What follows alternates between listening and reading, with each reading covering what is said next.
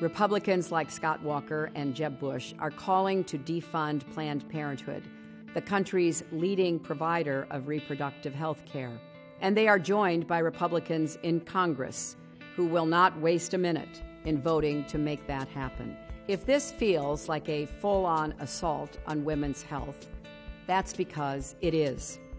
When politicians talk about defunding Planned Parenthood, they're talking about blocking millions of women, men, and young people from life-saving preventive care, cancer screenings, breast exams, birth control. They're talking about cutting people off from the health care provider they know and trust.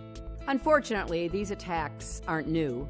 They're more of the same. We've seen them in Wisconsin, where Governor Walker defunded Planned Parenthood and left women across the state stranded with nowhere else to turn.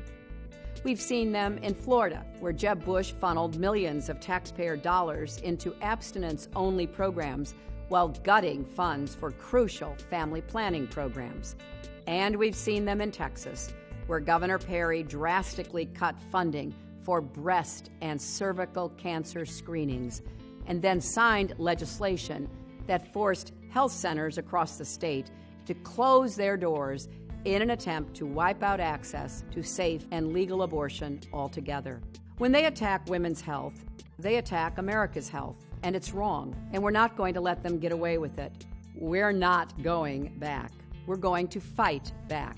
I'm proud to stand with Planned Parenthood. I'll never stop fighting to protect the ability and right of every woman in this country to make her own health decisions. I hope you will join me.